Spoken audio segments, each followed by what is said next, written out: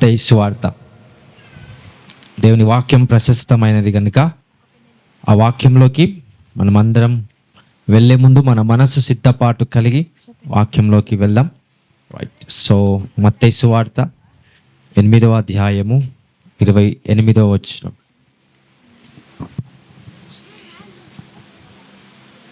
ఆయన అద్దరినున్న గదరేనీయుల దేశము చేరగా దయ్యములు పట్టిన 2 మనుషులు సమాధులలో నుండి బయలుదేరి ఆయనకు ఎదురుగా వచ్చిరి. వారు మిగుల ఉగ్రులైనందున ఎవడునూ ఆ మార్గమున వెళ్ళలేకపోయెను. వారు, ఇదిగో దేవుని కుమారుడా, నీతో మాకేమి? కాలము రాకమునుపే మమ్మను బాధించుటకు ఇక్కడికి వచ్చితివా అని కేకలు వేసిరి. వారికి దూరమున గొప్ప పందుల మంద మేయుచుండగా ఆ దయ్యములు, నీవు మమ్ము వెళ్ళగొట్టినేడలా ఆ పందుల మందలోనికి పోనిమ్మని ఆయనను వేడుకొనెను. ఆయన వాటిని పొమ్మనగా అవి ఆ మనుషులను వదిలిపెట్టి ఆ పందులలోనికి పోయెను. ఇదిగో ఆ మందంతయు ప్రపాతము నుండి సముద్రంలోనికి వడుగా పరిగెత్తుకొని పోయి నీళ్లలో పడి చచ్చెను. వాటిని మేపుచున్న వారు పారిపోయి పట్టణములోనికి వెళ్ళి జరిగిన కార్యములన్నీయు దయ్యములు పట్టిన వారి సంగతియు తెలిపిరి. ఇదిగో ఆ పట్టణస్థులందరూ యేసును ఎదుర్కొని వచ్చి ఆయనను చూచి తమ ప్రాంతములను విడిచిపొమ్మని ఆయనను వేడుకొనిరి. Right sir. సో ఈ స్టోరీ మనందరికీ తెలిసిన విషయమే, కాకపోతే దీని నుంచి కొన్ని విషయాలు మనం నేర్చుకుందాం. పరిశుద్ధాత్మ దేవుడు జరిగించాల్సిన ప్రతి కార్యాన్ని, జరిగించాల్సిన ప్రతి విధమైన శక్తి కలిగిన అద్భుతాన్ని మనం రుచి చూడటానికి ఆశపడతాం. 28వ వచనం 29వ వచనం చూసినట్లయితే 29వ వచనం, వారిదిగో దేవుని కుమారుడా, నీతో మాకేమి? కాలము రాకమునుపే మమ్మను బాధించుటకు ఇక్కడికి వచ్చితివా అని కేకలు వేసాడు. సో యేసుక్రీస్తు ప్రభు ఆ నావ నుండి దిగి ఒక చోట అడుగు పెట్టిన వెంటనే అక్కడున్న ఒక దురాత్మ శక్తులు, చీకటి శక్తులు ఒక మనిషిని పట్టి ఉన్నాయి ఆల్రెడీ. ఆ చీకటి శక్తులు యేసు ప్రభుతో మాట్లాడుతున్నాయంట. దేవుని కుమారుడా, నీతో మాకేమి? కాలము రాకమునుపే మమ్మును బాధించుటకు ఇక్కడికి వచ్చితివా అని కేకలు వేస్తూ ఉన్నాయంట. సో ఆ స్పిరిట్స్ ఏవైతే దురాత్మ అంధకార చీకటి శక్తులు ఉన్నాయో, యేసు ప్రభు ఆ ఏరియాలో, యేసుక్రీస్తు ప్రభు ఆ ల్యాండ్లో ఎప్పుడైతే అడుగు పెట్టాడో చీకటి శక్తులు ప్రత్యక్షపరచబడ్డాయి, చీకటి శక్తులు ఎక్స్పోజ్ అయిపడ్డాయి. ఎప్పుడైతే ఆ దురాత్మ శక్తులు ఎక్స్పోజ్ అయ్యాయో ఇంకా యేసుక్రీస్తు ప్రభుతో మాట్లాడుతూ ఉన్నాయి, మాతో నీకేమి పని? ఎందుకు వచ్చావు ఇక్కడికి? మమ్మల్ని బాధించుటకు అప్పుడే ఇక్కడికి వచ్చినావా? సో మా సమయం ఇంకా రాలేదు. ఇదంతా కూడా క్లియర్గా సాతానికి తెలుసు. ఆ సమయం ఎందుకు రాలేదు సాతానికి తెలుసు ప్రతీది కూడా. అంటే సాతానుడికి యేసు ప్రభు ఏం చేస్తాడో తెలుసు. అలాగనే యేసుక్రీస్తు ప్రభు ఏ సమయాన్న పాతాళంలో ఆ దురాత్మ శక్తులను బంధిస్తాడని ఆ దురాత్మ శక్తులకు కూడా తెలుసు. అయితే 30వ వచనంలో అక్కడ వచనం చదవండి ఒకసారి. వారికి దూరమున గొప్ప పందుల మంద మేయిచుండగా ఆ దయ్యములు, నీవు మమ్మను వెళ్ళగొట్టినేడలా ఆ పందుల మందలోనికి పోనిమ్మని ఆయనను వేడుకొనెను. రైట్. ఇప్పుడు ఏమని సెలవిస్తున్న దురాత్మ చీకటి శక్తులు, మమ్మల్ని పాతాళంలోకి బంధించకండి, కానీ ఏం చేయాలంట? పందుల మందలోనికి మమ్మల్ని పంపించమని మీరు ఆజ్ఞాపిస్తే మేము వెళ్తామని యేసుక్రీస్తుకే మొరపెడుతున్నారు. యేసుక్రీస్తుకే సాక్షాత్తుగా యేసయ్యకే అది ప్రార్థన చేస్తుంది. వేడుకొనెను అని ఉంటుంది అక్కడ 31వ వచనంలో. ఆ దయ్యములు నీవు మమ్మను వెళ్ళగొట్టినడలా ఆ పందుల మందలోనికి పోనిమని ఆయనను ఏం చేస్తాయి?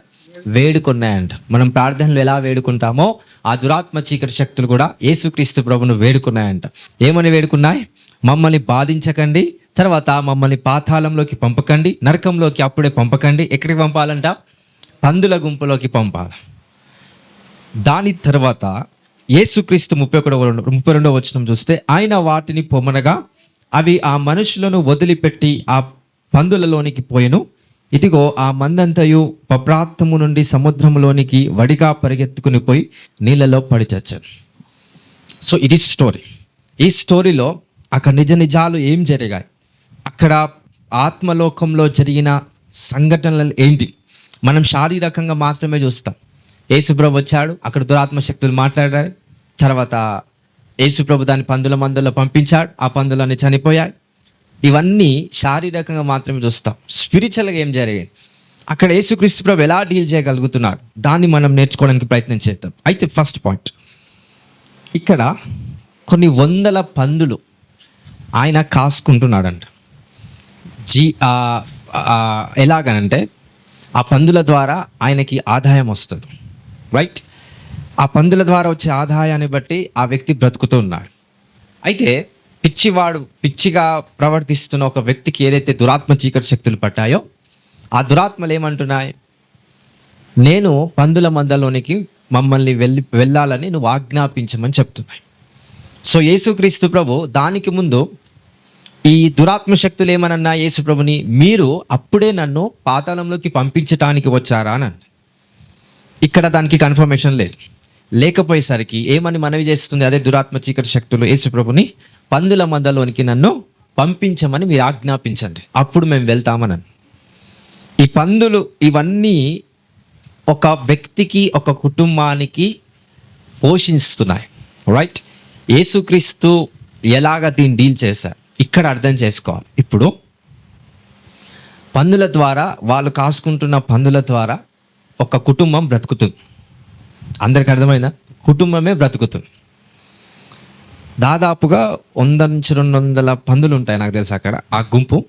దాని ద్వారా కుటుంబం పోషించబడుతుంది, కుటుంబం బ్రతుకుతుంది. ఇప్పుడు ఆ సాతానుడు ఏమని సెలవిస్తున్నాడు? నన్ను నువ్వు పందుల మందలోనికి పంపించమని చెప్పాడు. ఎప్పుడైతే ఆ మాట సెలవిచ్చారో యేసుక్రీస్తు ప్రభు ఆ పందుల మందలోనికి ఆజ్ఞాపించాడు. ఇప్పుడు ఆ పందులు సముద్రంలోకి అలాగనే పోయి చనిపోయాయి. చనిపోయిన తర్వాత ఎవరి ఆదాయం పాడైపోయింది? దయ్యం పట్టినవాడిదా? దయ్యం పట్టిన వాని యొక్క సన్నిధిలో ఉండటం వల్ల వ్యక్తి. ఇక క్లారిటీగా అర్థం చేసుకోవాలి. ఆ పర్యావరణం, రైట్, ఆ వాతావరణంలో ఉన్న వ్యక్తి యొక్క ఆదాయము పాడైపోయింది. First point. సో దయ్యం పట్టినవాడు స్వస్థత పొందుకున్నాడు, విడుదల పొందుకున్నాడు, అంత బాగానే అయిపోయింది. కొన్ని అంటాం కదా సామెతలు, రైట్? ఎలాగంటే లోకపరంగా సిగరెట్ తాగటోడికి ఏం కాదంట, పక్కనోడికి ప్రాబ్లం అవుతుందంట. హల్లెలూయా. దయ్యం పట్టినోడికి కూడా ప్రాబ్లం రాదు. ఎక్కువ ప్రాబ్లమ్స్ ఎవరికి వస్తాయంటే దయ్యం పట్టినోడి చుట్టుంటారా, వాని చుట్టూ ప్రజలు, వాళ్ళకి ప్రాబ్లమ్స్ వస్తాయి. చెడ్డోడికి ప్రాబ్లమ్స్ రావు. ఎవరికి వస్తాయి? చెడ్డోని పక్కన ఉంటారు చూసావా, వానికి ప్రాబ్లమ్స్ వస్తాయి. ఇక్కడ అర్థం చేసుకోవాల్సిన విషయం, యేసుక్రీస్తు ప్రభు ఆ వ్యక్తిలో ఉన్న దురాత్మను వదిలించాడు, స్వస్థపరిచాడు, ఆ వ్యక్తి సరి అయిపోయాడు, ఆ వ్యక్తి బాగుపరచబడ్డాడు. కానీ ఎవరు లాస్ అయ్యారు? పందుల మందుల్లో కాస్తున్న వ్యక్తి. ఆయనకి ఏమైనా తెలుసా? అమాయకుడు. దీనికి ఈ విడుదలకి ఏమైనా సంబంధం ఉందా? లేదు. ఎవరి ఆదాయం పాడైపోయింది? పందుల మందలు కాసుకునే ఆదాయం పాడైపోయింది. కుటుంబం అంతా వినాశనం అయిపోయింది. ఎవరి వల్ల అయిపోయింది? యేసుప్రభు ద్వారానా అని అనలేం. ఒకరికి విడుదల పొందటం ద్వారా, ఒకరికి స్వస్థత చేయటం వల్ల, ఒకరికి అద్భుతం అవుతున్న ఆ ప్రాసెస్లో ఇంకొక వ్యక్తి లాస్ అయిపోతున్నారు. సో ఇక్కడ మనం అర్థం చేసుకోవాల్సిన కొన్ని విషయాలు ఖచ్చితంగా మన జ్ఞానం రావాలి. అయితే దేని కారణం వల్ల ఆ వ్యక్తి ఆదాయం కోల్పోయాడంటే, దుష్ట దురాత్మ అంధకార చీకటి శక్తులతో ఉన్న వ్యక్తులతో సంబంధం ఉన్న వ్యక్తుల యొక్క వాతావరణంలో ఆ వ్యక్తి జీవిస్తున్నాడు. Some time we need to understand. కొన్ని విషయాలు ఏం అర్థం చేసుకోవాలంటే, ఏ ప్రాంతంలో ఉద్యోగం చేస్తున్నాం, ఏ ప్రాంతంలో వ్యాపారాలు చేస్తున్నాం, ఏ ప్రాంతంలో బ్రతుకుతున్నాం, ఏ ప్రాంతంలో మనం ఉన్నాం అనే దానిపైనను బట్టి మీ లైఫ్ అనేది నిర్ణయించబడుతుంది. సో అతడికి విడుదలైన పర్సన్కి సంబంధం లేదు, అతడికి యేసు ప్రభుకి సంబంధం లేదు, అతడికి సాతానికి కూడా సంబంధము లేదు. ఏ కారణం వల్ల అతడు ఆదాయం కూడగొట్టుకున్నాడు? కేవలము ఆయన ఉన్న వాతావరణం, అనగా దురాత్మ అంధకార చీకటి శక్తులు పట్టబడిన వ్యక్తి యొక్క వాతావరణం ఉండడం వల్ల అతడు తన ఆదాయాన్ని కోల్పోయాడు. హల్లెలూయా, హల్లెలూయా. ఇంకొక పాయింట్ చూద్దాం ఒక్కసారి. మార్కు సువార్త 5వ అధ్యాయం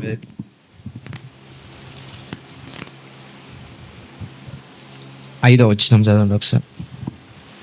వాడు ఎల్లప్పుడూ రాత్రింబంగలో సమాధులలోనూ కొండలలోనూ కేకలు వేయిచు తన్ను తాను రాళ్లతో గాయపరుచుకొనుచుండెను.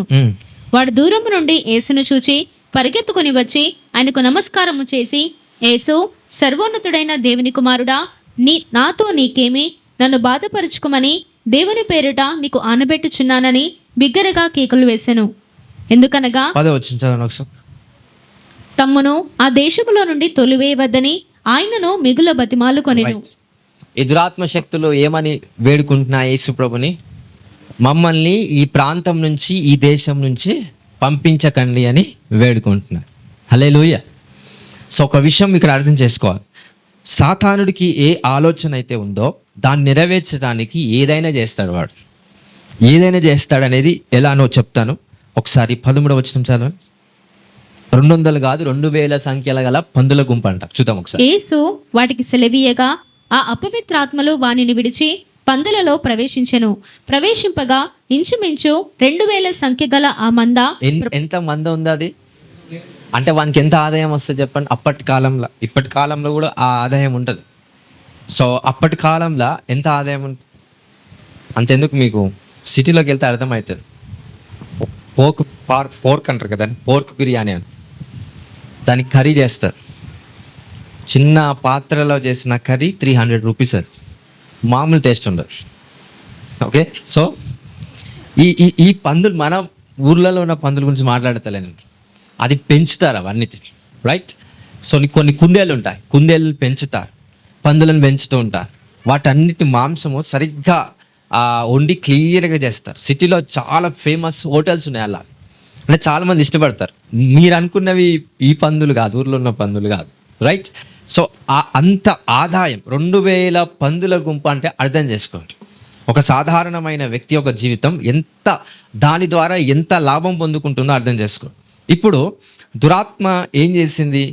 2000 పందులలోకి వెళ్ళిపోయిందా? కొద్ది పందులలో వెళ్ళిపోయిందా? అక్కడున్న ప్రతి ఒక్క జంతువు ఏదైతే ఉందో దాంట్లో అంతా కూడా సంపూర్ణంగా దురాత్మ శక్తులు వెళ్ళిపోయాయంట. వెళ్ళిపోయి ఏం చేస్తుందో ఒకసారి చూద్దాం. ఇంచుమించు 2000 సంఖ్య గల ఆ మంద ప్రపాతము నుండి సముద్రపు దారిని వడిగా పరిగెత్తుకొని పోయి సముద్రంలో పడి ఊపిరి తిరగక చచ్చెను. రైట్, ఇక్కడ ఒక మిస్టరీ చెప్తాను, దయచేసి అందరూ అర్థం చేసుకోండి. సో అక్కడున్న స్పిరిట్ ఒకటేనా, 1000 ఆత్మలు ఉన్నాయా? సేన అంటే ఏంటి? అనేక దుష్ట శక్తులు, కొన్ని 100 ఆత్మలు ఒక మనిషిలో పట్టేశాయంట. అట్లాంటి 100 ఆత్మలు వాళ్ళ యొక్క కంప్లీట్ డెస్టినీ అంటే గమ్యం, ఆ దురాత్మ శక్తుల యొక్క గమ్యం ఏంటంటే ఆ వ్యక్తిని మేము చంపేసేయాలి. అందరికి అర్థమవుతుందిగా? ఆ దురాత్మల యొక్క గమ్యం ఏంటి? ఆ వ్యక్తిని చంపేసేయాలి. కానీ ఈ భూమి మీద ఏ వ్యక్తిని కూడా దురాత్మ చంపలేదు అంటిల్ అండ్ అన్లెస్ ఆ వ్యక్తి రాళ్లతో తనంతట తానే కొట్టుకుంటే వరకు చనిపోడు. అందుకే ముందు వచనాలు ఏమనుంది? ఏం చేసుకుంటున్నాడంటే ఆయన, ఆ శరీరం కలిగిన వ్యక్తి ఏం చేస్తున్నాడంట? రాళ్లతో గాయపరుచుకుంటున్నాడు. ఒకసారి అవర్స్ చదవండి, 5వ వచనమా? 5వ వచనం. వాడు ఎల్లప్పుడూ రాత్రింబగళ్ళు సమాధులలోనూ కొండలలోనూ కేకలు వేయచ్చు, తన్ను తాను రాళ్లతో గాయపరుచుకొనుచు నుండెను. ఎందుకు గాయపరుచుకుంటున్నాడు? ఆ దురాత్మలు ఏమని ప్రేరేపిస్తున్నాయి? ఈ వ్యక్తిని చనిపోవాలని ప్రేరేపిస్తుంది. గాయపరచుకోవాల్సిన కారణం ఏంటి? ఈ వ్యక్తి చనిపోవాలి, అల్టిమేట్గా ఆ వ్యక్తి చనిపోవాలి. దురాత్మల యొక్క ప్లాన్ ఆ వ్యక్తి చనిపోవాలి. అయితే ఒకటి బాగా గుర్తుపెట్టుకోండి,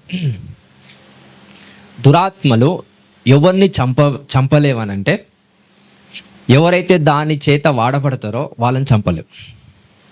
ఎవరైతే దాని చేత వాడబడకుండా దురాత్మలను ఎదిరిస్తారో వాళ్ళని చంపేస్తారు. ఈ పాయింట్ అందరికి అర్థమైందా? అందరికి అర్థమైంది. మళ్ళీ చెప్తాను. కొన్ని దురాత్మలు మనిషిలోకి వచ్చి లేకపోతే మనిషి యొక్క మనసును ప్రేరేపించి ఎలా ప్రేరేపిస్తానంటే, చావాలనే ప్రేరేపితమై ఏ వ్యక్తి అయితే దురాత్మల చేత పీడించబడుతున్నాడో ఆ వ్యక్తి విషయంలో దేవుని చిత్తం సంపూర్ణంగా ఉంది. సో సాతాను చెప్పినట్టు ఆ వ్యక్తి వినట్లేదు కాబట్టి సాతానుడు ఏం చేద్దాం అనుకుంటాడు? హింసించాలని అనుకోడు, డైరెక్ట్గా చంపేద్దాం అనుకుంటాడు. కానీ సాతానుని యొక్క మాట వింటూ చీకటి ప్రభావంలో బంధించబడిన వ్యక్తుల్లాగా పనిచేస్తున్నప్పుడు సాతానుడు ఆ వ్యక్తి చంపుతుందా? చంపదు, వాడుకోవడం స్టార్ట్ చేస్తుంది.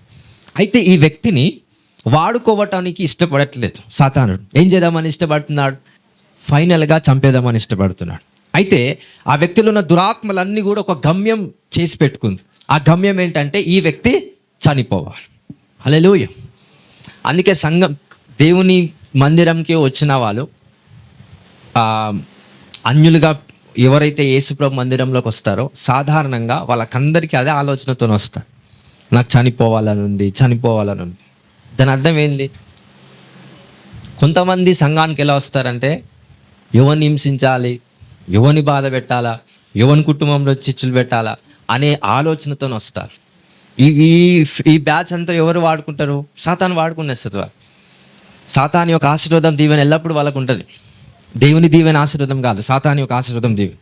అయితే చాలామంది అన్యులు యేసు ప్రభులోకి వచ్చిన ముందు వాళ్ళు ఎలాంటి ఆలోచన కలిగి ఉంటారు? చనిపోవాలనే ప్రేరేపణం. అరే నా బ్రతుకు ఇంతేనా, నా బ్రతుకు మారదేమో అనే ఆలోచనతో కృంగిపోయి అక్కడికే నా బ్రతుకంతా నాశనం అయిపోయిందనే ఉద్దేశంతో చనిపోవాలని ఆశ కలిగి వాళ్ళు ఉంటారంట. అలాంటి వాళ్ళంతా కూడా సాతానుడు ఒకే ఒక ప్లాన్తో మర్డర్ చేసేస్తాడు. కానీ స్టిల్ ఎవరు కాపాడతారు?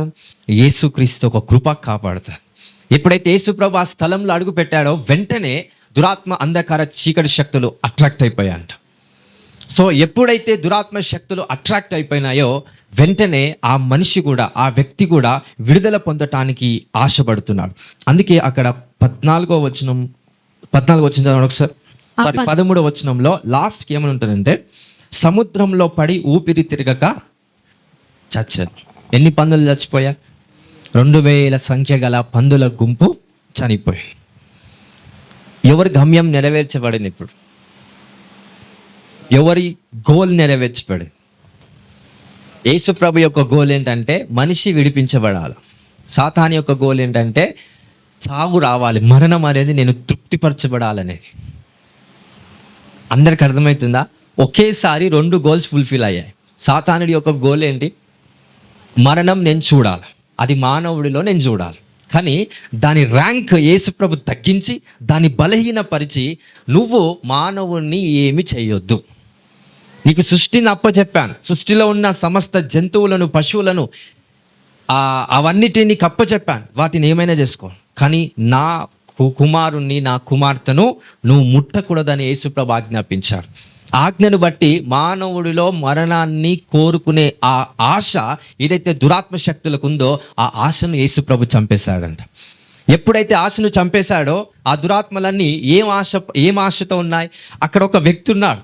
అరే మరి నా వ్యక్తిలో వెళ్ళాలని ఆశపడొచ్చుగా, మరి ఏం ఆశపడ్డా? పందులలోకి వెళ్ళాలి. Because the spirit has already received the command of Jesus. యేసుప్రభు నుంచి ఏమొచ్చేసింది? ఆల్రెడీ ఆ దురాత్మ శక్తులకి ఒక ఆజ్ఞ వచ్చేసిందంట, మనుషులలోకి నువ్వు ఇక ఉండకూడదు.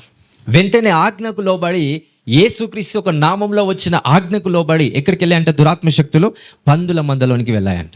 హల్లెలూయా. First one, we need to be aware. ఏ వాతావరణంలో మనమందరం ఉన్నాం?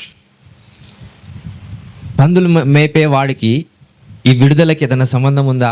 లేదు. సాతానుడికి వానికి సంబంధం ఉందా? లేదు. దేవుడికి వానికి సంబంధం ఉందా? లేదు. అలాంటి విషయంలో చాలామంది మోసపోతున్నారు. అంటారు కదా, వాళ్ళందరిని ఏమంటామో తెలుసా? అమాయకులు అని అంటారు. కొంచెం డెప్త్గా వెళ్తే కొన్ని మాటలు కూడా వస్తాయి. అలాంటి వాళ్ళు కేవలము ఒక ప్లేస్లో ఉండడం వల్లనే ప్రాబ్లమ్స్ అనేటివి వాళ్ళకి కలుగుతాయి. హల్లెలూయా. ఒక వాతావరణంలో ఉండటం వల్లనే ఏ ప్రాబ్లము వాళ్ళ మీదికి రావద్దని దేవుని చిత్తం ఉన్నప్పటికీ వస్తుంది. బికాస్ ఆఫ్ సమ్వన్, ఒక వ్యక్తిని బట్టో, ఒక శక్తిని బట్టో, ఒక దురాత్మను బట్టో. ఆ దురాత్మ ఈ వ్యక్తి విషయంలో ఎలాంటి ప్రణాళిక కలిగి లేదు, ఆ దురాత్మ ఈ వ్యక్తి విషయంలో ఎలాంటి చిత్తం కలిగి లేదు. అయినప్పటికీ ఈ వ్యక్తికి ఏమొచ్చింది? Problems because of attention in the presence of something. ఒక శక్తి యొక్క సన్నిధిలో ఉన్నాడు కాబట్టి వానికి ప్రాబ్లమ్స్ అనేటివి ఏర్పరచబడ్డాయి. హల్లెలూయా. ఈరోజు ఒకే ఒక విషయం, ఫస్ట్ పాయింట్, అదే మీరు ప్రార్థన పాయింట్స్లో పెట్టుకోవాలి. అదేంటంటే, నేను ఏ వాతావరణంలో ఉంటున్నాను తండ్రి, మీ యొక్క కృప ద్వారా అక్కడ ఉన్న మనుషుల వల్ల, అక్కడ ఉన్న చెడు ప్రభావం వల్ల నేను ప్రభావితం అవ్వద్దు. కొన్నిసార్లు మీరు ప్రార్థన చేసి బయటికి వెళ్ళినప్పుడు ఒకానొక చోటకి వెళ్ళాలి. మీరు ప్రార్థన చేసి బయటికి వెళ్తారు కాబట్టి ఆ చోట ఉన్న వాతావరణంలో ఒకవేళ ఇలాంటి శక్తులు మీ మీద ప్రభావితం చూపిస్తే దేవుడు మిమ్మల్ని పోనీయకుండా ఆపుతాడా? లేదా? ఖచ్చితంగా ఆపుతాడు. ప్రార్థన చేయకుండా, మనసులో ఒక మాట అనుకోకుండా, వాక్యం ధ్యానించకుండా, ఏది దేవునితో సంబంధం లేకుండా మనం బయటికి వెళ్తున్నామా, ఎక్కడెక్కడనో వాతావరణంలోకి వెళ్తూ ఉంటాం. అప్పుడు ఇలాంటి సంఘటనలు మనకు జరుగుతాయి.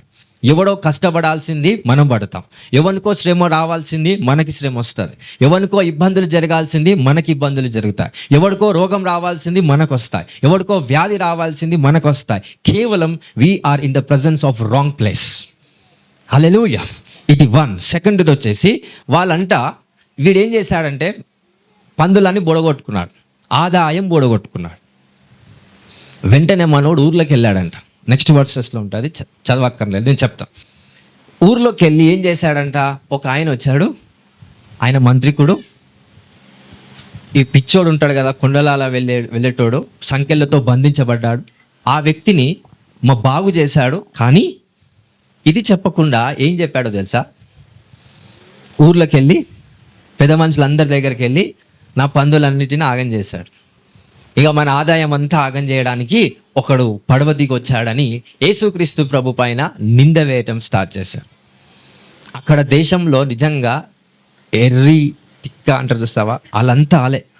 ఎందుకనంటే తన వచ్చేసి యేసు ప్రభు దగ్గరికి వచ్చేసి ఏమని అంటున్నారంటే, ఆ వర్ష చదువుతాం, బాగుంటుంది ఒకసారి. 15వ వచనం.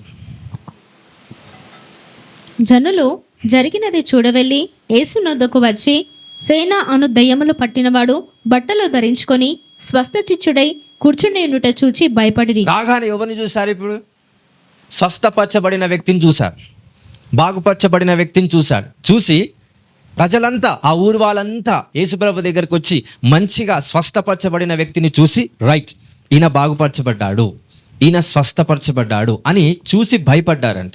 ఏమని అంటున్నారు వీళ్ళు? మా ప్రాంతం నుంచి నువ్వు వెళ్ళిపో. యేసుప్రభు దేవుని కార్యం చేశాడు ఒక మానవుడికి. బట్ వీళ్ళంతా దేన్ని బట్టి ఆ మాట అంటున్నారు? మంచి చేసిన దానిని బట్టి కాదు, పందులకు చేసిన దానిని బట్టి, ఆదాయము పోయిందనే దానిని బట్టి ఏమని అంటున్నారు? యేసుక్రీస్తు ప్రభుని ఊళ్ళో నుండి వెళ్ళు. అంటే దేనికి ఎక్కువ విలువనిస్తున్నారు మనుషులు? డబ్బు, ఆదాయము, జంతువులు, వీటికి. అరే అక్కడ ఒక మానవుడు బాగైపోయాడు, ఈ వ్యక్తి మా ఊర్లోకి వస్తే, అలాంటి వ్యక్తులు చాలామంది ఉన్నారు, మరి ఏదో చేస్తున్నాడు కదా, మా ఊర్లోకి తీసుకొని వద్దాము, ఊర్లోకి తీసుకొని వచ్చి బాగుపరచుదాం, అందరినీ కూడా మంచి చేద్దాం అనే ఆలోచన వీళ్ళకు ఉందా? ఎంతసేపు ఆదాయం పోయింది, పందులన్నీ చచ్చిపోయాయి అంటే ఈ కాన్సెప్టివ్ వేలో మాత్రమే చూస్తున్నారు తప్ప, అరే యేసుప్రభు వచ్చి ఈ వ్యక్తిని బాగుపరిచాడనే సంతోషము, యేసుప్రభు వచ్చి ఈ వ్యక్తిని బాగుపరిచాడనే ఉద్దేశము వారికి లేదు. హల్లెలూయా. ఇంతకుముందుకు ఒకటి చదివించాను కదా మీతోని, అదేంటంట, దురాత్మ శక్తులు ఏమని ఆశపడ్డాయి?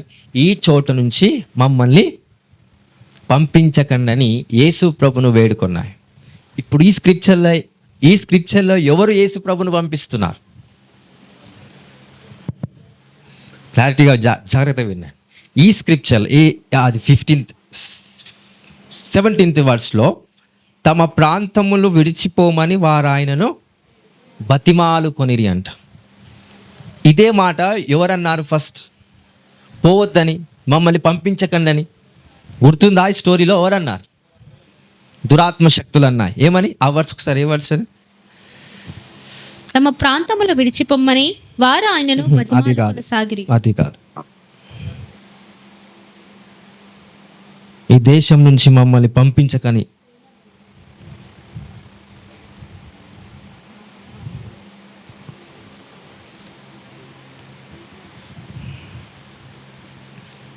పదవచనం.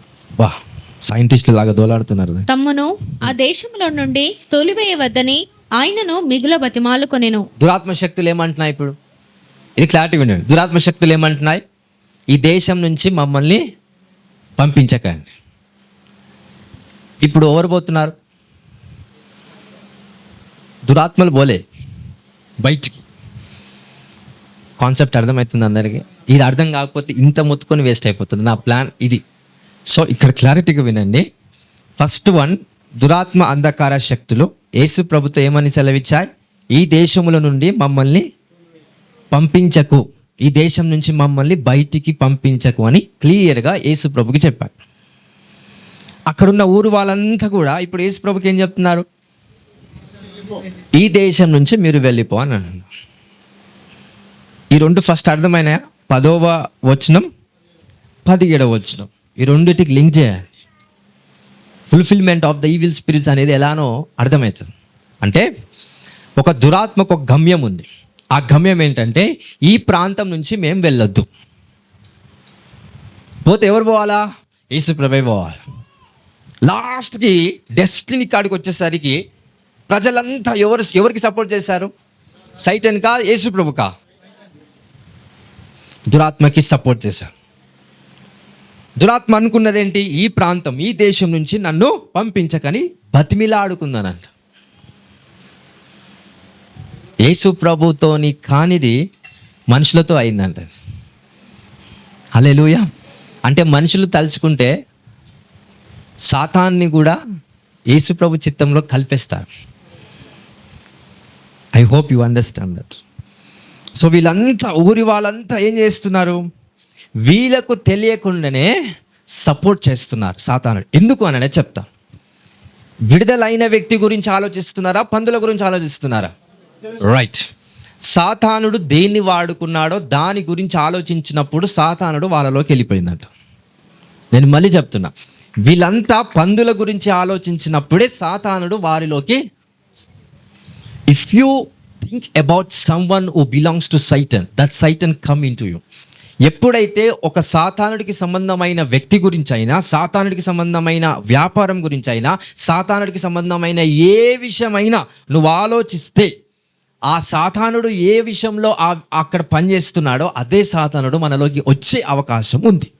అందుకే ఇప్పుడు సాతానుడు ఊరి వాళ్ళందరిలోకి వచ్చేసాడు. ఎందుకు? ఏ కారణాన్ని బట్టి? మార్గం ఏ విధంగా తెరిచారు వీళ్ళు? అరే, స్వస్థపరచబడిన వ్యక్తి గురించి ఆలోచించారా? లేదు. విడుదల పొందుకున్న వ్యక్తి గురించి ఆలోచించారా? లేదు. కేవలము పందుల గురించి ఆలోచించారు. ఆదాయం పోడగొట్టుకున్న దాన్ని బట్టి గురించి ఆలోచించారు. యేసు ప్రభు వ్యక్తిని స్వస్థపరిచాడు. ఒకవేళ వ్యక్తి గురించి ఆలోచించి అరే బాగుపరచబడ్డాడు కదా, దేవునికి మహిమ అంటే యేసు ప్రభు యొక్క ఆత్మ వాళ్ళు పొందుకుంటారు. కానీ ఏం ఆలోచించారు వీళ్ళు? పందుల గురించి ఆలోచించారు. What సైటన్ uses if they think about something which belongs to సైటన్, వాళ్ళంతా కూడా సాతాన్తో పొజెస్ అవుతారు. ఇప్పుడు వాళ్ళ ఊరి ప్రజలంతా దేనితో నింపబడ్డారు? ఇంకా ఏ దురాత్మలైతే పందులోనికి వెళ్ళి ఆ పందుల ద్వారా ఆ పందులన్నీ చనిపోయి దురాత్మలన్నీ బయటకు వచ్చేసాయో, ఒక్కరిలో ఉన్న దురాత్మలు ఇప్పుడు ఎవరికి పట్టేశాయి? ఊరు మొత్తం పట్టేశాయి. హల్లెలూయా. అందరికి అర్థమైంది ఆ వాక్యం? ఒక్క వ్యక్తికి ఉన్న 100 దురాత్మలు ఇప్పుడు ఆ 100 దురాత్మలు ఎక్కడికి వెళ్ళిపోయాయి? ప్రజలు 100 మందికి వెళ్ళిపోయాయంట. దాన్నే ఎందుకు వెళ్ళిపోవాల్సిందనంటే, హృదయ కాఠిన్యమును బట్టి సాతానుడు ఏ వ్యక్తినైనా పట్టేస్తాడు. అక్కడ ఏ వ్యక్తి అయితే గాయపరచబడుతున్నాడో, ఏ వ్యక్తి అయితే కుండలలోనికి వెళ్ళి సాతాన్ చేత హింసించబడుతున్నాడో, ఆ వ్యక్తి యొక్క హృదయం సరి అయినదిగా ఉంది కాబట్టి యేసు ప్రభు ఆ వ్యక్తిని విడుదల చేశాడు. ఊరి వాళ్ళ యొక్క వాతావరణంలో ఉన్న ప్రజలంతా కూడా వాళ్ళ హృదయము కాఠిన్యముతో ఉన్నది. వాళ్ళ హృదయం అంతా కూడా నశించిపోయే హృదయముగా ఉంది. కాబట్టి సాతానుడు ఈజీగా వాళ్ళని పట్టేశాడు. Because they think what belongs to Satan. వాళ్ళు దేని గురించి ఆలోచించారు? వాళ్ళంతా ఊరి వాళ్ళంతా సాతానుడు దేన్ని వాడుకున్నాడో దాని గురించి ఆలోచించారు. హల్లెలూయా, హల్లెలూయా. ఇప్పుడు ఓవరాల్గా వి నీడ్ టు అండర్స్టాండ్, తీర్పు తీర్చకుడి అప్పుడు మీకు తెలుసా వాక్యం? తెలుసా ఈ వాక్యం? తీర్పు తీర్చకుడి అప్పుడు మీకు అంటే అర్థం ఏంటి? ఎప్పుడైతే సాతానికి సంబంధమైన ఒక వ్యక్తి, ఒక ఆలోచన మనకు వచ్చినా, సాతానికి సంబంధమైన ఒక వస్తువు మన జీవితంలో ఉన్నా, ఎవరున్నట్టు? సాతానుడే ఉన్నట్టు. ఇది అందరికీ అర్థమైందా? హల్లెలూయా, హల్లెలూయా. ప్రజల్ని యూజ్ చేసుకొని మీరు లబ్ధి పొందుకోండి, ప్రజల్ని యూజ్ చేసుకొని దేవుని రాజ్యాన్ని కట్టండి. బట్ వాళ్ళతో సంబంధం ఎప్పుడైతే పెట్టుకుంటామో వాళ్ళకున్న మంచైనా చెడైనా మనలోనికి వచ్చేస్తాయి. పందుల గురించి ఆలోచించే ఊరి వాళ్ళంతా దేంతో నింపబడ్డారు? పందులను వాడుకున్న దురాత్మ శక్తులతో నింపబడ్డారు. అదే ఒకవేళ ఏ వ్యక్తి అయితే స్వస్థపరచబడటము చూసి, అరే ఈ వ్యక్తి బాగుపరచబడ్డా, స్వస్థపరచబడ్డా, ఎలా సాధ్యమైంది? ఇన్ని రోజులు కొండలోనికి వెళ్ళి, లోయలోనికి వెళ్ళి ఆయనంతలా ఆయన గాయపరుచుకున్న వ్యక్తి ఎలా బాగుపరచబడ్డాడని ఆలోచన ఉందా వీళ్ళకి? లేదు. ఒకవేళ ఆలోచిస్తే ఊరి వాళ్ళంతా దేంతో నింపబడుతుండే? యేసు ప్రభు యొక్క ఆత్మచేత నింపబడుతుండే. ఈ ఊరి వాళ్ళంతా దేని చేత నింపబడ్డారు ఇప్పుడు? దురాత్మ. ఏ ఆత్మలైతే ఆ వ్యక్తి నుంచి బయటకు వచ్చి పందుల మంద ద్వారా మళ్ళీ సముద్రంలోకి వెళ్ళాయో, ఆ సముద్రంలో నుంచి ఎక్కడికి వెళ్ళాయో? డైరెక్ట్గా మళ్ళీ ఊరు మీద పోయాయి. Hallelujah. So what we need to understand, ఎప్పుడైతే ఒక విషయము సాతానికి సంబంధమైనది ఉందో, ఎప్పుడైతే దాన్ని వింటామో, దాన్ని నమ్ముతామో, దాని వైపు చూస్తామో, ఎవరు వచ్చేసినట్టు మనలోనికి? ఫినిష్డ్. హల్లెలూయా. సో ఏం ఆలోచిస్తున్నాం? What we are thinking? మనం దేవుని రాజ్యం కోసం ఆలోచిస్తున్నామా? యేసు ప్రభు యొక్క పిల్లల గురించి ఆలోచిస్తున్నామా? దేవుని యొక్క వ్యక్తుల గురించి ఆలోచిస్తున్నామా? హల్లెలూయా, హల్లెలూయా. ఇస్కరియోతు గురించి పేతురు ఆలోచిస్తే యేసు ప్రభు పేతుని గద్దిస్తాడు. జాన్ లాస్ట్ చాప్టర్లో ఉంటాను. నీకెందుకు అంటాడు యేసు ప్రభు? ఎందుకో తెలుసు. ఒకవేళ అలా ఆలోచించుకుంటూ పోతే యూదాలో ఉన్న దురాత్మ ఎవరికి వస్తుంది? పేతుల్లోనికి వస్తుంది. ఆ స్పిరిచువల్ గ్రేస్, ఆ స్పిరిచువల్ స్ట్రాటజీ యేసు ప్రభుకు తెలుసు కాబట్టి యేసు ప్రభు ఆలోచింపనీయడు, దాన్ని బ్లాక్ చేసేస్తాడు. హల్లెలూయా. సో ఏ వ్యక్తి అయితే మిమ్మల్ని ఇబ్బంది పెడుతున్నాడో, ఏ వ్యక్తి అయితే శత్రువుగా ఉన్నాడో, శత్రువు గురించి ఎప్పుడైతే ఎక్కువగా ఆలోచిస్తామో, శత్రువునిలో ఏ దురాత్మ ఉండి మిమ్మల్ని హేళన చేసేలాగా ప్రేరేపించిందో, ఇప్పుడు ఆ దురాత్మ ఎక్కడికి వస్తుంది? వాళ్ళ గురించి ఆలోచిస్తే మనలోనికి వచ్చేస్తుందంట. అప్పుడు వాడు శత్రువు అవ్వడు, మిత్రుడు అవుతాడు. తెలియకుండా ఉండే మిత్రుడు అంటారు, అన్నోన్ ఫ్రెండ్ అంటాడు, అన్నోన్ రిలేటివ్స్ అని అంటారు. అంటే వాళ్ళంతా ఏ బ్యాచ్ అంటే తెలియకుండా మనము వాళ్ళకి మిత్రులుగా అయిపోతామంట. ఈవెన్ దో వాళ్ళకు శారీరకంగా శత్రువులుగా ఉన్నను, ఆలోచన పరంగా, ఆత్మీయ పరంగా వాళ్ళు మనకు మిత్రులుగా ఉంటారంట. సేమ్ రెలంలో, సేమ్ స్పిరిచువల్ స్ట్రాటజీలో మనం బంధించబడుతూ ఉంటామంట. హల్లెలూయా, హల్లెలూయా. సో ఈరోజు మనందరికీ విడుదల రావాలని పరిశుద్ధాత్మ దేవుడు ఆజ్ఞాపిస్తున్నాడు. ఒకసారి చప్పలు కొడతాం.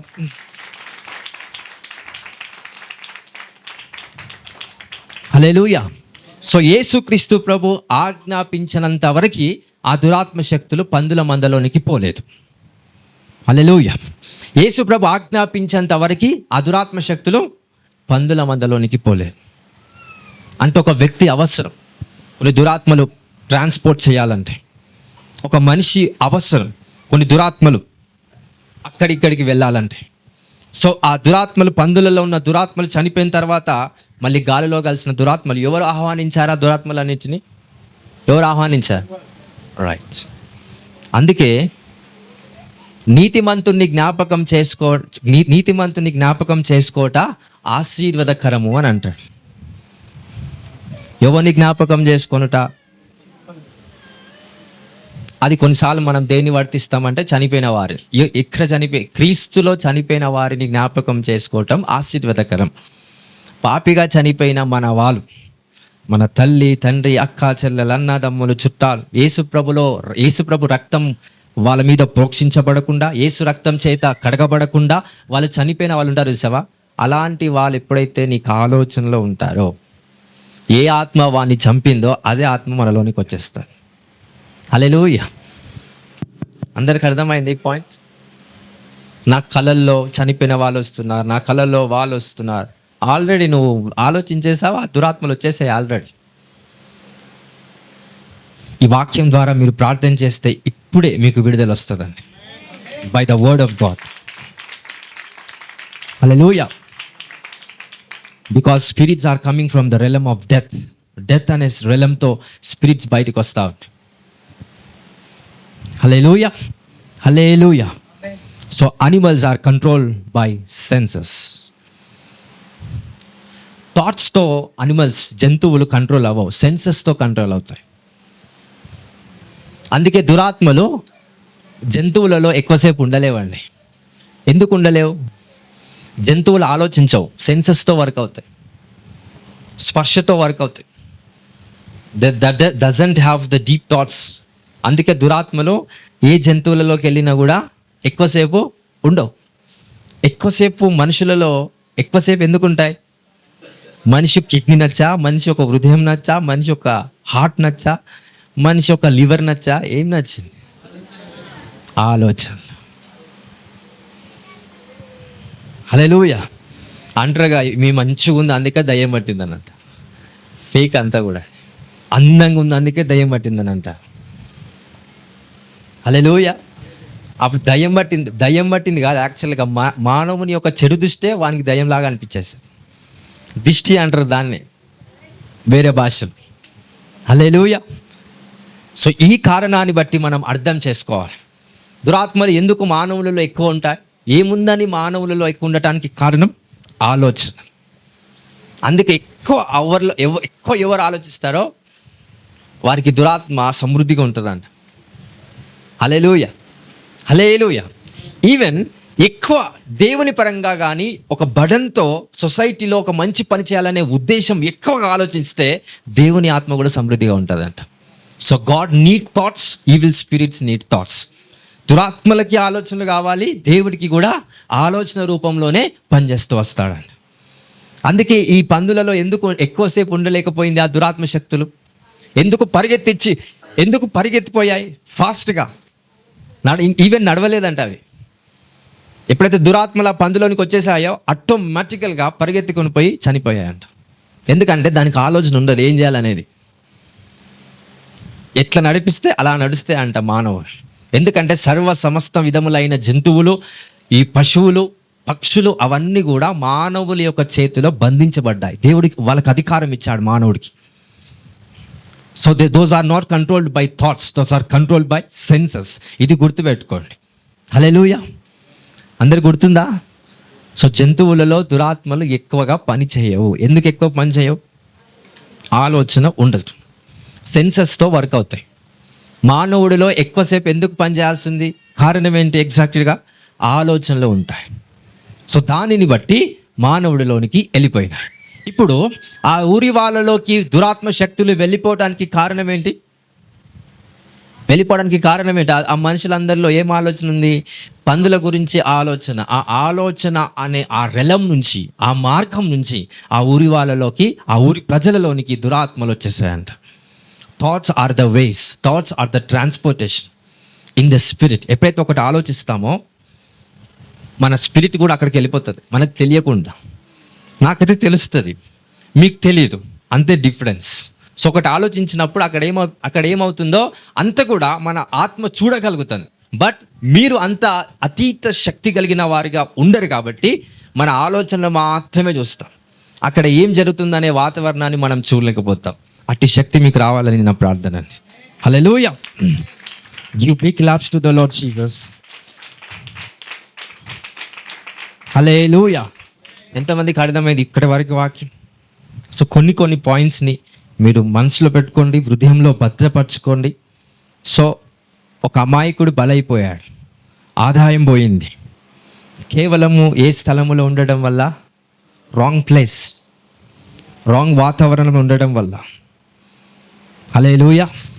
సిగరెట్ తాగేవాడికి ఏది కాదు, వాని పక్కన ఉన్నవాడికే ప్రాబ్లం అన్నట్టు దురాత్మ శక్తులతో పీడించబడుతున్న వ్యక్తుల ఒక వాతావరణంలో ఉంటే వాడికన్నా ఎక్కువ ప్రాబ్లమ్స్ మనకే వస్తాయి. హల్లెలూయా, హల్లెలూయా. యాక్సిడెంట్స్ కొన్నిసార్లు అవుతాయి. నువ్వు ప్రార్థన చేసినా, వాక్యం చదివినా, నువ్వు ఎంత మంచిగా ఉన్నా యాక్సిడెంట్ అవుతుంది. ఎందుకో తెలుసా? దురాత్మ పట్టిన వాని ఒక కారు పక్కన నీ car. This is truth in spirit. దురాత్మల శక్తులు అన్నీ పట్టిన ఒక కారు, ఆ డ్రైవర్కి అన్నీ పట్టి ఉంటాయి ఆల్రెడీ. ఆని ఓవర్టేక్ చేయాలని నీ ప్లాన్. ఆ ఊరుకుంటే అనుకుంటున్నావా? వాణ్ణి యాక్సిడెంట్ చేయాలనే ఆలోచన కన్నా ఎక్కువగా వాతావరణంలో ఉన్న అనేకమైన ప్రభావము మన పైన చూపిస్తూ ఉంటుంది. అందుకే ప్రార్థన చేసి బయటికి రావాలి, ప్రేయర్ చేసి బిజినెస్లోకి రావాలి, ప్రేయర్ చేసి ఉద్యోగంలోకి రావాలి. చిన్న prayer, 1 minute. Father, as I'm going outside, let me be protected in the name of the lord. నీ రక్తము ద్వారా నన్ను ప్రొటెక్ట్ చేయండి, నీ మహిమలో నన్ను భద్రపరచండి. Just 1 word. ఎప్పుడైతే నువ్వు వెళ్తావో, నువ్వు మళ్ళీ తిరిగి ఇంటికి వచ్చేంత వరకు దేవుడు తన చిత్తాను చొప్పున ప్రతి కార్యము నీ ద్వారా ఈ లోక ప్రజలకి జరిగిస్తూ వస్తాడంట. 1 prayer, 1 small prayer, ఒక చిన్న ప్రార్థన, ఒక చిన్న ఆవగింజంత విశ్వాసం ఏం చేస్తుంది? కొండను కదిలిస్తారు. ఒక వర్డ్ ఆఫ్ ప్రేయర్ నీ మనస్ఫూర్తిగా చేస్తే ఎలాంటి సమస్య, బయట ఎలాంటి ప్రాబ్లం ఉన్నా దాన్ని ఛేదించేలా 100% మీకు అనాయింటింగ్ అనేది దేవుడు ఆ మూమెంట్లోనే రిలీజ్ చేస్తాడండి. హల్లెలూయా. అట్టి కృప మీ అందరికీ కలుగును గాక. సో ఫస్ట్ వన్, అమాయకులు బలి అవ్వటం. అమాయకులుగా మీరు ఉండకండి. స్పిరిచువల్గా మాట్లాడుతున్నాం. Be aware of where you are going. Be aware of what you are doing. Hallelujah, hallelujah. కొంతమంది గుడిలలోకి వెళ్తారు క్రిస్టియన్స్గా. అక్కడికి వెళ్తే అక్కడ ఏమేమి ఉన్నాయో అని అనుకుంటారు. ఏముండయి. మీరే ఇంకొన్ని వాటికి అపవిత్రత కలగజేస్తారు ఆ మాట అనడం వల్ల. పరిశుద్ధంగా ఉన్న కొన్ని స్థలాలను మీ వల్ల అపవిత్రమైతే, because of one thought in the mind. ఏదో జరుగుతుంది. హల్లెలూయా. అందుకే డిజర్నింగ్ పవర్, వివేచన జ్ఞానం మనందరికీ ఉండేలాగా ప్రార్థన చేద్దాం.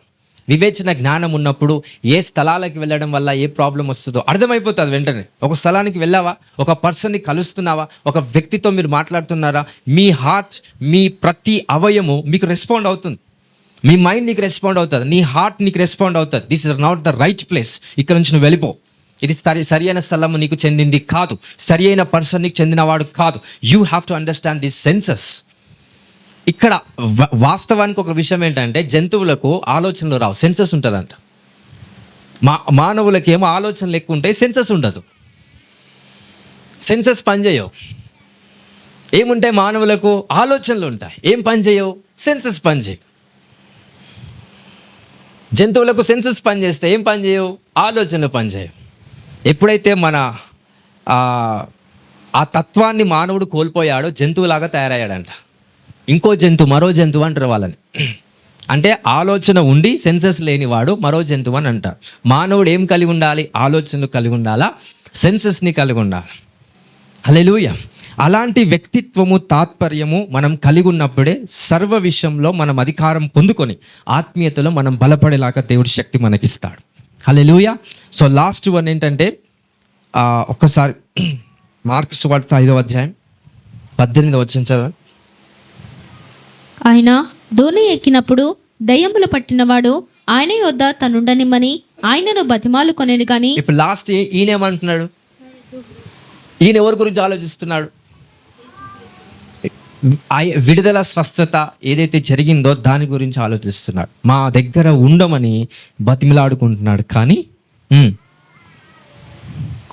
ఆయన వానికి సెలవీయగా, నీవు నీ ఇంటి వారి యొద్దకు వెళ్ళి ప్రభువు నీ యందు కనికరపడి నీకు చేసిన కార్యములన్నిటినీ వారికి తెలియజెప్పమనెను. ఇప్పుడు ఎక్కడ పోమంటున్నాడు ఈ వ్యక్తిని? ఊర్లోకి కాదు, ఇంటి దగ్గరికి వెళ్ళమంటున్నాడు. అఫ్ కోర్స్ ఆ ఇల్లు కూడా ఊర్లో ఉంది, but don't go to the village people. అక్కడ ప్రజల దగ్గరికి వెళ్ళకండి. ఎందుకు? ఆల్రెడీ ఏమైపోయారు వాళ్ళు? పొల్యూట్ అయిపోయారు, కరప్టెడ్. అందుకే క్లారిటీగా యేసుప్రభు చెప్తున్నాడు, నేను నీ దగ్గర ఉండలేను, ఎందుకంటే వీళ్ళు ఆల్రెడీ తిరస్కరించారు, నాకు కూడా పని ఉంది. కానీ నువ్వు ఎక్కడికి వెళ్ళి నీ యొక్క సాక్ష్యం చెప్పాలి? ఇంటి వారి దగ్గరికి వెళ్ళి. హల్లెలూయా. ఎక్కడికి వెళ్ళకు అని ఇండైరెక్ట్గా చెప్తున్నట్టు, ఊరు ప్రజల దగ్గరికి వెళ్ళకు. ఎందుకు? ఊరు ప్రజలు ఆల్రెడీ ఏమైపోయింది? మైండ్ అంతా ఆల్రెడీ పాడైపోయింది, వాళ్ళ స్పిరిట్ పాడైపోయింది. దేని చేత నింపబడ్డారు అంటే క్లారిటీగా ఏం చెప్తున్నాడంటే, నువ్వు మళ్ళీ తిరిగి ఊర్లో వెళ్ళి ఊరి వాళ్ళతో ఉన్నావు అని అంటే నీకు కూడా ఏమొస్తుంది? మళ్ళీ అదే దురాత్మ శక్తులు పనిచేస్తాయి. So don't repeat again the same mistake. ఇండైరెక్ట్గా ఇన్స్ట్రక్షన్ ఇస్తున్నాడు. ఒకవేళ ఆ దురాత్మల గురించి ఆలోచించిన వాడు దురాత్మ పట్టిన వాడైతే, ఈ వ్యక్తి మరొక్కసారి ఊరి వాళ్ళ దగ్గరికి వెళ్ళి ఊరి వాళ్ళతో సహవాసం ఉంటే వీడికి కూడా మళ్ళీ ఏ గతి వస్తుంది? అదే స్థితిగతి మళ్ళీ ఏర్పడుతుంది. అందుకే your family is safe, so that you have to go in to your house and preach the gospel of what Jesus has done.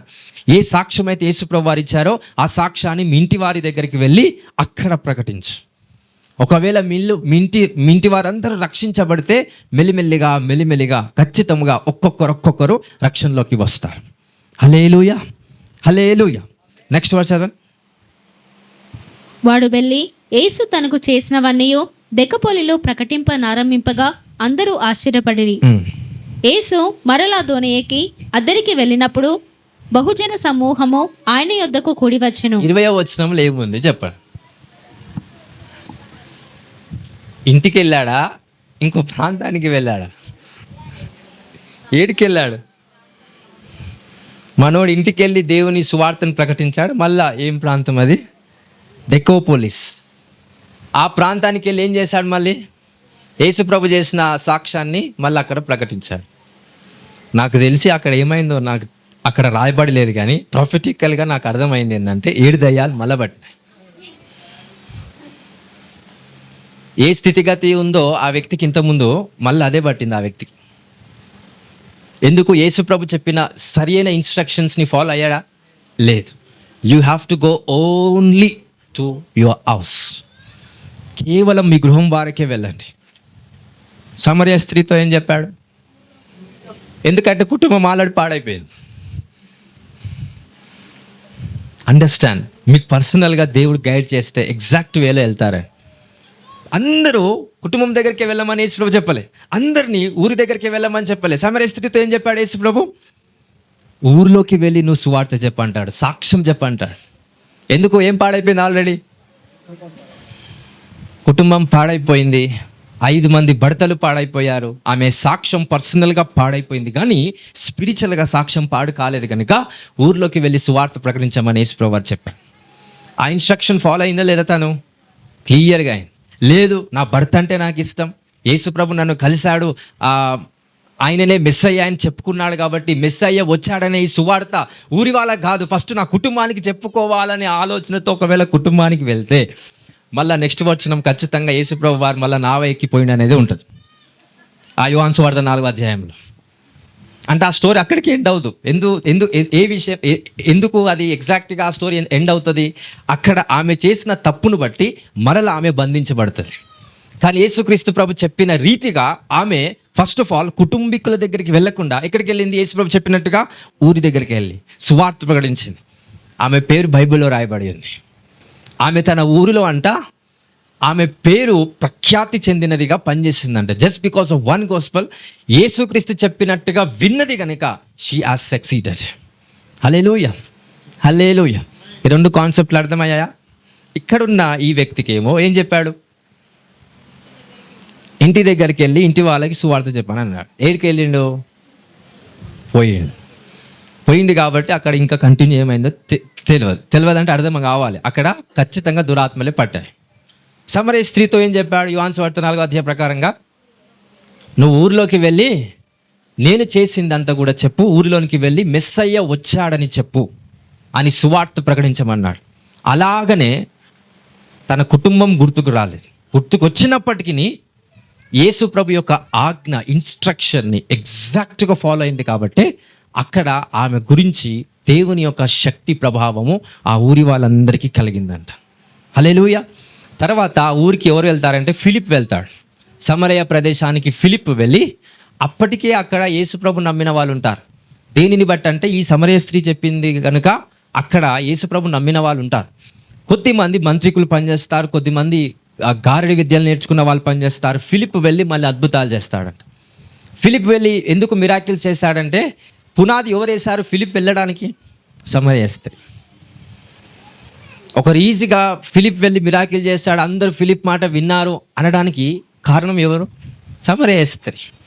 ఈమె పునాది వేస్తే ఇంకొకరు వచ్చి దాని మీద సంఘాన్ని కట్టారంట. హల్లెలూయా, హల్లెలూయా. ఈ వ్యక్తిని కూడా దేవుడు పునాదిలాగా మార్చుదాం అనుకున్నాడు, ఫెయిల్ అయిపోయాయి. ఈ వ్యక్తిని కూడా ఆ ప్రాంతంలో, ఆ ఊరిలో, లేకపోతే ఆ దేశంలో ఈ వ్యక్తిని కూడా పునాదిలాగా మార్చి ఇంకొక శిష్యుడిని అక్కడికి పంపించాలని దేవుని చిత్తం ఉన్నది. కానీ ఈ వ్యక్తి సరిగా వినలేకపోయాడు. Instructions was not followed exactly. Hallelujah. యేసు ప్రభు చెప్పిన ప్రతి ఇన్స్ట్రక్షన్స్ మీరు ఫాలో అవుతే మీరు పునాదులుగా దేవుని సంఘం మీద ఖచ్చితంగా కట్టబడతారండి. హల్లెలూయా, హల్లెలూయా. కుటుంబం గుర్తు చేసుకోకనన్నప్పుడు గుర్తు చేసుకోకుండా ఉన్న స్త్రీ గెలిచింది. కుటుంబాన్ని గుర్తు చేసుకో అన్నప్పుడు అది గుర్తు చేసుకోకుండా ఊరిని గుర్తు చేసుకున్న పురుషుడు ఓడిపోయాడు. We need to understand the strategies and consequences. దేవుడు ఎలా చెప్తే అలానే వినండి. దాన్ని ఎక్స్ట్రాగా తీసుకొని దాన్ని ఎప్పుడైతే మీరు మీ లైఫ్లో చేస్తారో ఖచ్చితంగా ఫెయిల్ అవుతారండి. హల్లెలూయా. మరి దేవుడు ఏ విషయాలు మీకు పర్సనల్గా చెప్తున్నాడో అది మీరు చేసేలాగా మీకు కృప కలుగునుగాక. Just give big claps to the Lord. Hallelujah, hallelujah. మరి అమాయకులు ఇక్కడ లేరని నమ్ముతున్నా. జ్ఞానము, తెలివి, బుద్ధి, వివేచన, వివేకము అందరికీ ఉందని నమ్ముతున్నా. బలి కాక. హల్లెలూయా. ఒకడు ఎట్లుంటాడంటే ఒకడు వచ్చి మన బండిని గుద్దుతాడు, కేసు మన మీద అవుతుంది. ఇద్దరు తిట్టుకుంటుంటారు, ఆడు ఉండడం వల్ల నీ మీద కేసు అవుతుంది. అవి మనం జరిగిందో లేదో నాకు తెలియదు, కానీ చాలామంది నాకు చెప్పారు అట్లా. ఇద్దరు కుటుంబాలు తిట్టుకుంటుంటారు, ఇది జస్ట్ పోయి చూస్తాడు అంతే. ఆ పోలీసు కూడా చీన్న పట్టుకుంటాడు, ఏమైంది చెప్పవా అనండి. ఇప్పుడు చెప్పినా ప్రాబ్లమే, చెప్పకపోయినా ప్రాబ్లమే. చెప్తే వాళ్ళు ఖచ్చితంగా ఇన్ని దెబ్బలు వేస్తారు, చెప్పకపోతే పోలీసు వాడు ఇన్ని దెబ్బలు వేస్తాడు. ఏం చేయాలి అప్పుడు? అది ఉండకపోవడం మంచిది, యాజ్ ఎ స్ట్రాటజీ. సో ఆ వాడు కూడా అక్కడ ఉండకపోవడమే మంచిది. వాడికి పందులు మేపుతూ అక్కడ ఉండడం వల్లనే దట్స్ ఎ ప్రాబ్లం. అలాంటి స్థలాలలో మీరు ఉండకుండా మీకు దేవుడు జ్ఞానం ఇచ్చును కాక. హల్లెలూయా. ఇట్లాంటివి ఏమన్నా అయితే చాలా పెయిన్తో వాక్యం వింటుండే నాకు తెలుసు. ఆ కాలే కదా, ఎవరికన్నా అయితే కనుక ఈ వాక్యం చాలా చాలా సమృద్ధిగా మీ హృదయంలోకి వెళ్తుండే. ఆ ప్రాబ్లంలోకి ఇంకా పోలేదు, ఎందుకంటే మనం గొడవలకి వెళ్ళము, అలాంటివి మనం ఇష్టపడం కాబట్టి మనం సేఫ్లో ఉన్నాం. బట్ ఒకవేళ ఎవరైనా ఇష్టపడి వాళ్ళ మధ్యలో ఒకవేళ ఉండి జస్ట్ చూస్తున్నా చాలు, ఆ పాపం మనకు అంటుకుంటుందంట. దేవదూతలు పాపం చేయలేదంట, పాపాన్ని చూసి దేవుడికి చెప్పలేదందుకు పాపిగా మార్చబడ్డాయంట దేవదూతలు. జెనసిస్ చాప్టర్ 6లో ఉంటుంది. జస్ట్ చూసినందుకు, those are watchers of heaven అంట. దేవదూతలు అంట పాపము చేస్తుంటే చూసాయంట, చూసి దేవుడికి చెప్పలేదంట దేవదూతలు. అదొక్క కారణాన్ని బట్టి దేవుడు దాన్ని తన్ని భూమి మీద నరకంలో బంధించేశాడంట వాటన్నిటిని కూడా. అంతగా లైఫ్ అనేది మన జీవితంలో దేవుడు కొన్నిసార్లు దీవెనలు ఇస్తున్నప్పుడు అర్థవంతముగా మన లైఫ్లో దాన్ని ఎక్స్పీరియన్స్ అవ్వాలి. హల్లెలూయా, హల్లెలూయా. ఏమేం పాయింట్స్ రాసుకున్నారు? ఫస్ట్ ఏంటి? అమాయకులుగా జీవించకండి. We need to be aware of where we are. ఒకటి. రెండోది వచ్చేసి సాతానికి సంబంధమైన వ్యక్తి అయినా, సాతానికి సంబంధమైన వ్యాపారమైనా, సాతానికి సంబంధమైన ఒక వస్తువైనా దాని గురించి నువ్వు ఆలోచించినా లేకపోయినా, ఒక వ్యక్తి నీ గురించి, సంఘం గురించి, దేవుడి గురించి, దైవజనుడి గురించి వ్యతిరేకంగా మాట్లాడినా, ఆ వ్యక్తి గురించి నువ్వు ఆలోచించినా ఏమొస్తాయి మనకి? ఆ వ్యక్తిని ఏ దురాత్మ ప్రేరేపించిందో అదే దురాత్మ మనలోనికి వచ్చేస్తుంది. సో దోస్ ఆర్ థాట్స్ అనేటివి, ఇట్స్ ఎ వే, అది మార్గం. అది రెండవ పాయింట్.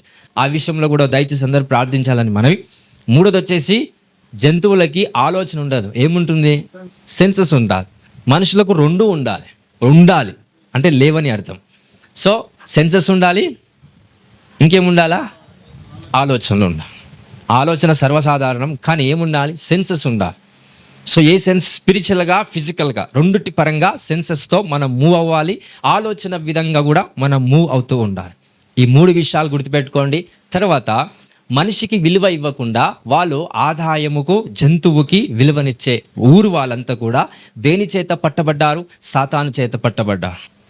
అక్కడ స్వస్థత జరిగింది, విడుదల పొందుకున్నారనే ఆ సంతోషము వాళ్ళకి లేదు కనుక, వాని గురించి ఆలోచించలేదు కనుక వారందరిలో పరిశుద్ధాత్మ వెళ్ళక దురాత్మ వెళ్ళిపోయిందంట. ఇది. ఐదోది ఏంటంటే, యేసు ప్రభు ఏది చెప్పాడో అదే చేయండి. దేవుడు మీకు ఏది ఆజ్ఞాపిస్తే అదే చేయండి. అది చెయ్యకపోవడమే పాపం. అది అవిశ్వాస సంబంధమైన కార్యము అని అంటారు. సమరయ స్త్రీ ఏం చేసింది?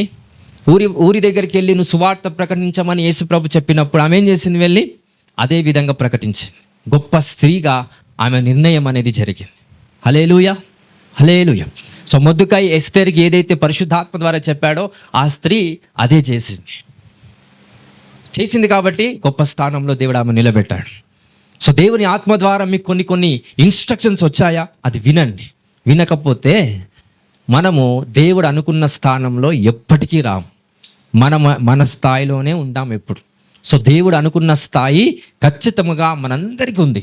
ఆ స్థాయిలో మనం రావాలనంటే దేవుడు చెప్పినట్టుగా ఎగ్జాక్ట్గా వినండి. సమరయ స్త్రీకి కుటుంబం ఉంది, సమరయ స్త్రీకి భర్తలు ఉన్నారు, కానీ పక్కకు పెట్టేసి. ఎందుకంటే యేసుప్రభు అక్కడ కాన్సెప్టివ్లో అక్కడికి వెళ్ళమని చెప్పలేదు. ఈ వ్యక్తికి కుటుంబం ఉంది, కుటుంబం దగ్గరికి వెళ్ళమని చెప్పాడు. వెళ్ళాడా? ఊరి దగ్గరికి వెళ్ళాడు. Hallelujah. So we need to understand. So ఆ విధంగా అర్థం చేసుకొని, ఒకరికి కుటుంబాన్ని చూపిస్తే ఒకరికి ఊరుని చూపిస్తా, ఒకరికి ఊరుని చూపించకపోవచ్చు, ఇంకొకరికి ప్రాంతాన్ని చూపిస్తా. ఒక్కొక్కరికి ఒక్కొక్కలాగా దేవుడు మాట్లాడే దేవుడు కాబట్టి మీతో దేవుడు ఏది మాట్లాడుతున్నాడో అది చేయటానికి ఈరోజు మనం అందరం ప్రార్థన చేద్దాం. దేవుడిని ఒక మాటలు దేవుడు దీవించును గాక.